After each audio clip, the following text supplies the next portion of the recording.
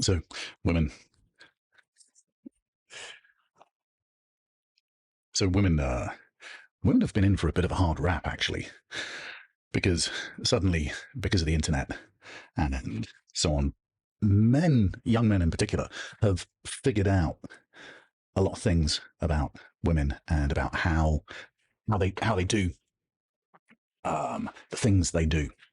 And as men have learnt this over time, as they've become red pilled, if you like, they've kind of gotten a little bit of a bad rap because it's easy to see that women are ruthless, man. They're ruthless. They can appear obsessively narcissistic, ruthless, deeply practical, and so on. And I thought that it would be a good idea to make a video that actually women are pretty cool. In fact, women are this force of nature for men that essentially makes us better. Women make us better. Women make men better. Women turn useless, anxiety ridden, incompetent men into useful, disciplined parts of society. Nearly everything that you see in the world today, everything around us, has been built by men. Law, economics, business in general, science, technology, innovation, the plumbing, the electricity. Nearly all of it is because of men. Men that are actually doing the work in terms of pushing the society forward. But there's a reason why this happens. Men are forced to compete with each other in order to get access to women. A lot of people have got a problem with this because they look at all the red pill stuff and they figure these things out about women, about how to get them, about how to get access to women. And like I said, they become embittered and resentful. But the fact is that women provide men the opportunity to be awesome, to be more, to be amazing and do amazing things, to achieve extraordinary things. If it wasn't for women, we probably wouldn't be doing this. And this makes enormous evolutionary sense. You can't actually understand what's going on without seeing it, like most things, without seeing it from an evolutionary perspective. You need to see it from an evolutionary perspective. And evolution has created a situation where women are the de facto gatekeepers of sex. And sex is something that men want. As gatekeepers, women get to choose who they have sex with. Generally speaking, men don't get to do that. We need to compete with other guys to get access to a particular woman. And even then, of course, it's not over. Once you have the beginning of access, you need to be able to have sex with this woman. In order to have sex with her, there are certain things and behaviors and traits that will allow you to actually get with a woman. Many of these things that are requirements in order to be attractive for a woman, the key to unlock the door, is a key and a lock that has evolution and evolutionary imperatives as its basis. So, as the gatekeepers of sex, what is it that women look for? Primarily, what women look for is competence. Can this guy do stuff? Is this man a man of action? Is he reliable? Is he competent? What women are looking for in general is competence and stability. Most importantly, emotional stability, self-control in the world, and being able to actually make things happen and get things done. Are you a man that has a spine and some balls? Are you willing to put yourself out there and stand up for something and be confident that this is me, this is who I am, and this is what I stand for, this is what I want to do, and will you be determined in getting it? Do you have a goal? Are you focused on getting things done? Do you have a direction? Women are not interested in men that don't demonstrate these traits. If you don't have these things, you are not getting anywhere. You might get a bit of pussy here and there from some skanky girls. But if you're looking for a relationship, if you're looking to build actual value as a guy, then that's what you need to do. Jesus. I mean, it's simpler than that. If you're looking to build value as a human being, then you need to be doing shit. You need to be making things happen. And you need to be putting yourself out there.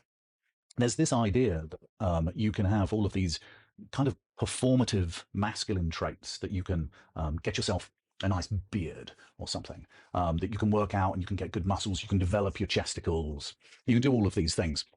And You can learn to make fires. You can learn how to do jujitsu and fight. These things are great, but these are performative things. You need to be able to actually demonstrate competence and confidence in the world. If you can't do these things and women don't find you attractive, it's because you're a loser. It doesn't mean that you will always be a loser, but as it is, if you are not actually making things happen, if you don't have a spine, and if you don't have any balls, if you don't have a direction, then women will not be interested in you. It's not complicated. Women are not there to make life difficult for you. Women are there to inspire, to be able to work with, and to build a relationship that essentially makes us as men better. They're not there just to be a pain in the ass. And if they are, you've probably got a shit woman. But if you're looking for a good quality woman for a nice long-term relationship, then as a man, you need to make sure that you've got your shit together so that you're able to actually act in the world and get things done. A good example of this is James Bond. Now, Bond is your archetypal masculine male, but Bond represents a few important, useful things. It doesn't mean that you need to be like James Bond. That's ridiculous. You can't do all of the things that Bond can do. But what it does do is that it gives us a direction and some ideas about what it is that is important as a guy and what women actually find attractive. The main thing, again, that Bond shows is he is competent. He is able to do most things. His competence extends in nearly all domains. A really important domain that he demonstrates competence in is self-control. If you're a whiny little bitch and you are complaining and you are emotional, you lose your temper, you fly off the handle, you can't control yourself. This is deeply unattractive. It's not just unattractive to women, but it's also an indication to other men that you're a bit of a dick. You're likely to be unreliable and so on. Men without emotional control are a pain in the ass. Nobody likes to be around them. You might make some money, you might do well in a particular domain, but if you don't have emotional control, then the fact is that you're just an asshole and you haven't developed yourself in a way that enables you to actually get access to the best possible woman that you can in order to make a family or to have a happy life. People without emotional self-control are typically adrift in a sea. They are blown around like a boat without a keel, and they're not in full control of their lives. If you have good emotional control, if you are able to focus yourself and calm yourself, if you're able to act as a mature adult male and be calm in the face of chaos, then this is incredibly attractive. Women are looking for men that are able to mitigate the anxiety that they feel in the world. Women's lives are not like men's lives. Just the monthly cycle forces them into a situation. So every month, around a week before their period, many of them just start falling apart. They're in a constant state of flux. And this constant state of flux keeps them emotionally in a kind of turmoil. I don't care if this pisses off a lot of people. The fact is that generally it's true. Women are much less stable than guys. Guys tend to be happy and unhappy. That's it. Women are in a state of turmoil throughout every single month. What they're looking for in a guy is they're looking for somebody who is able to act as a keel to a boat, to be able to add some stability to the situation. If you're a guy that's emotional and flying off the handle and so on, this is you're just being a dick. It's not attractive. If you're unable to have a conversation or be shit tested by a woman in a bar or in a club or in another social situation, you might get angry. Being passionate is one thing. But if you lack emotional control, you are indicating that you are unstable. So another thing that we can take from Bond as an example is that he takes action and he's decisive about what he does. This forward momentum is really important to understand. There needs to be a bias towards action as a guy. This bias towards action, this momentum, this forward momentum, this gravity that is pulling you forward toward the next thing. Done, done, done, done. This kind of attitude is something that builds enormous confidence in us.